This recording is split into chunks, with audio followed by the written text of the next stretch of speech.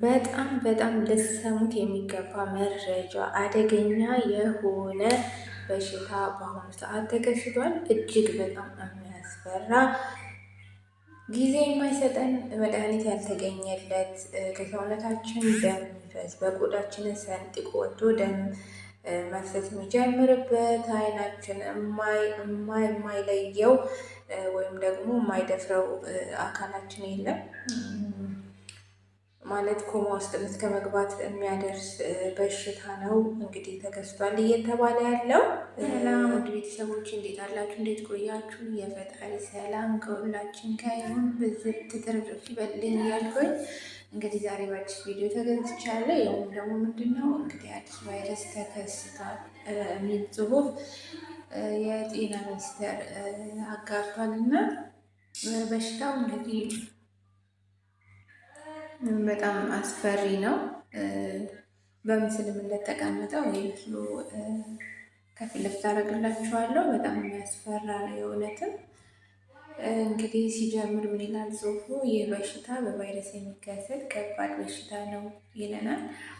በሽታው መሰረቱ የደም መፍሰስን ወይም የደም መርጋትን በሰውነት ውስጥ የሚያመጣ ነው። በርካታ የሰውነት አካላትን በማጥቃትና በሰውነት ውስጥ ያሉ የደም ስሮችን የሚጎዳ በተለያዩ ቫይረሶች የሚከሰት ወይም የሚመጣ በሽታ ነው ይላል ጽሁፉ። መንስኤውም ይልና የበሽታው መንስኤና የቫይረሱ አይነት ይላል።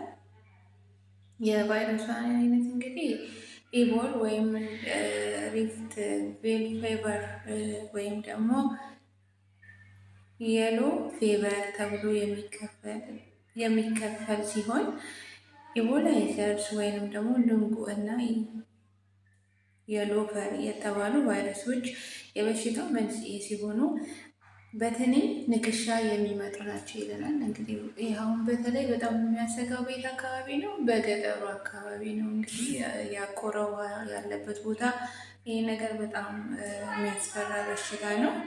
እግዚአብሔር አምላክ ይጠብቃቸው ይጠብቀን።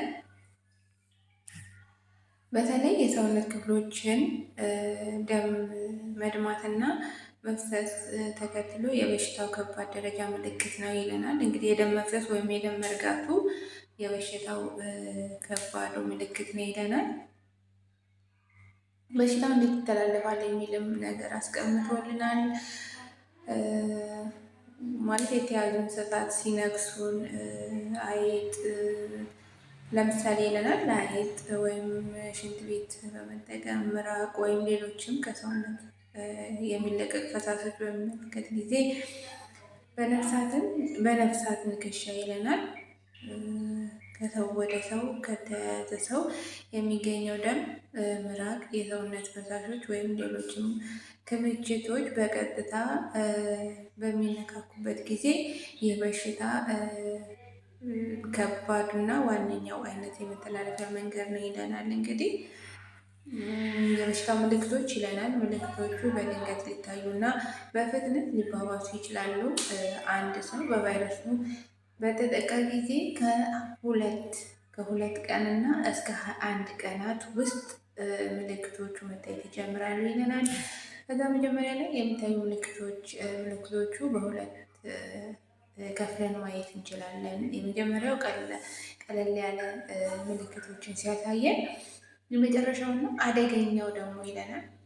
አደገኛው አስጊ ደረጃ ሲደርስ የሚታይ ይለናል። እንግዲህ የመጀመሪያ ምልክቶች የሚለው ከፍተኛ የሰውነት ሙቀት፣ ትኩሳት ይለናል።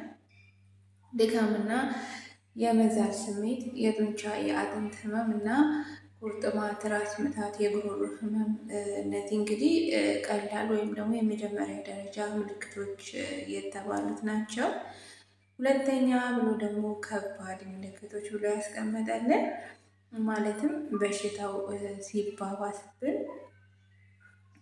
ሲሄድ ማለት እየተባባሰ ሲሄድ የሚያሳየን ምልክት ብሎ ነው ያስቀመጠው። በቆዳ ስር ደም መውጣት ማለት ከቆዳችን እንግዲህ አስቡት፣ ቆዳችንን አልፎ ማለት ቆዳችን ተቀዶ በቆዳችን አልፎ ደም ሲመጣ በጣም ከባድ ነው የሚሆነው። ከአፍና ከአፍንጫ ከአይን ወይም ከጆሮ ደም መፍሰስ ይለናል። እግዚአብሔር አምላክ ከዚህ ይጠብቀን። የጭንቅላት የአእምሮ መናጋት፣ መደንገጥ፣ ራስን መሳት፣ ኮማ ውስጥ መግባት፣ የኩላሊትና የጉበት መጎዳት እና ስራ ማቆም፣ ከፍተኛ ድካምና ሾክ። በስመ አብ! ኩላሊት አሁን ስራ ካቆመ እንግዲህ አስቡት ፌል አደረገ ማለት ይቻላል እና ከፍተኛ ድካም፣ የበርካታ አካላት አለመስራት ማለት አካላችን አለመንቀሳቀስም። ለምሳሌ ደም ብዛት ሲይዘን፣ የነርቭ ችግር ሲኖር ሰውነታችን አልንቀሳቀስ ይለናል። የዚ አይነት ምልክቶች ይታያሉ ይለናል። በሽታውን እንዴት መከላከልም እንዳለብን አስቀምጦልናል። በብዛት ይለናል። በሽታው በትንኝ ንክሻ አማካኝነት የሚተላለፍ መሆኑ የአልጋ አጎበርን ነፍሳት ከሞት መታደግ ስለሆነ በአግባቡ ይጠቀሙት ይለናል። ያው የአጎበር የወባ እንትን መከላከያ ነው። ይጠቀሙ ይለናል። ከታማሚ ሰው ጋር ያለንን ንክኪ መቀነስ ወይም ማቆም አለብን ይለናል። አፋጣኝ አስፈላጊ የሕክምና እርዳታ ማግኘት አስፈላጊ ሆኖ በሽታውን ሙሉ በሙሉ ማዳን የሚቻል ሕክምና የለም ይለናል። እንግዲህ በሽታውን ሙሉ በሙሉ የማዳን እንዲሉስ ይህ ታዲያ ከኤች አይ ቪ ከኮሮና የበለጠ ማለት ነው። እንዲህ ኮሮና በጣም ተወርቶልን ነበር እና እንደውም ብዙ መድኃኒት ነበረው ተገኝቶለታል እና ይሄ ደግሞ በጣም የሚያስፈራ ነው በእውነት።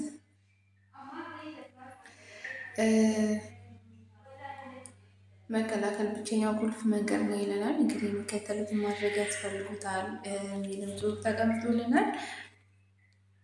እጃችሁን በንጽህና ይታጠቡ። በሳሙናና በንጹህ ውሃ ዘወትር ማጠብ አስፈላጊ ነው። እሱ ግድ ነው ግድ ይላል። ሁለተኛ ከሌሎች ሰዎች ማለት በዛ ካሉ ሰዎች ጋር ማለት ብዙ ሰው ባለበት አካባቢ ብዙ አለመታየት፣ ብዙ አለመገኘት፣ ራሱን ይጠብቁ ይላል። እንግዲህ ኢትዮጵያ ውስጥ በጣም ከባድ ነው። በተለይ አሁን እንደው በቀላሉ እንኳን ብናየው መርካቶ አካባቢ የማይታሰብ ነገር ነው። መርካቶ፣ ጉሊት፣ ሽሮ ሜዳ አካባቢ፣ 4 ኪሎ፣ ፒያሳ ምናምን ይህ የማይታሰብ ነገር ነው። ሁለተኛ ይለናል።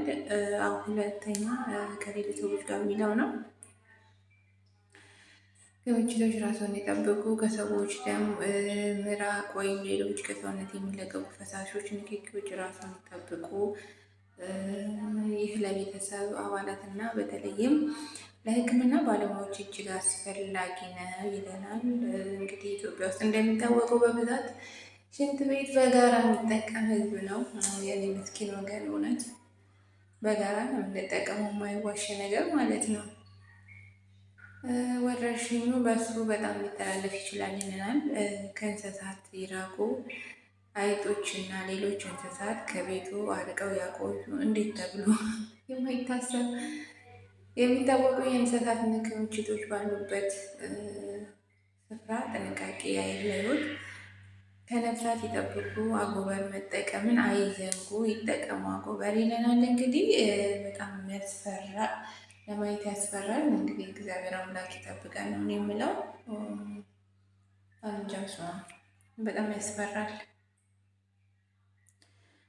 እንግዲህ እሷን ብቻ እንጃ ምን አይነት በሽታ ነው የመጣው? በጣም የሚያስፈራ በሽታ ነው የአሁኑ በሽታ ደግሞ እና ቲክቶክ ላይ ደግሞ ሲዘዋወር ያየሁትን ቪዲዮ ነበር። በኢትዮጵያ ውስጥ ተከስቷልና ጥንቃቄ አድርጎ የሚል ውሸት የሆነ እውነት ግን አላውቅም። እንደዛ የሚልም ወሬ ይቻላል። ያው ጓደኞቼ እንግዲህ ለቤተሰቦቻቸው በተለይ ገጠር ያሉ ቤተሰቦቻችን ይሄ ኢንፎርሜሽኑ መረጃው ስለማይደርሳቸው ደውላችሁ ብትነግሯቸው መልካም ነው። በተረፈ እንግዲህ ሰላማችሁ በዚህ ይበልኝ። ከዚህ በሽታ እግዚአብሔር አምላክ ይጠብቀን። እሱ ጥላ ከለላ ይሁነን የምለው። ሙስሊም ልጆች ወንድሞችም አላህ ባላችሁበት ይጠብቃችሁ።